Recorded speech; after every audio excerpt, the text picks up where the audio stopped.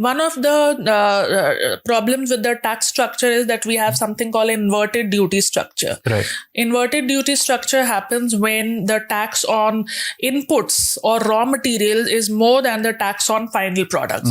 Normally what happens is that the tax on final product is higher than the tax on raw material.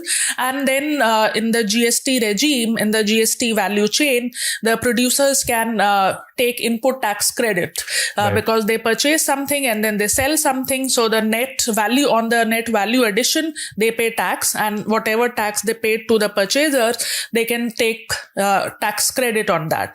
But in a case where there is inverted duty structure, where you are paying higher taxes on inputs and lower taxes on final products, it leads to the accumulation of input tax credit. And then the government, then you file an application for input tax credit. You are seeking claim for tax credit.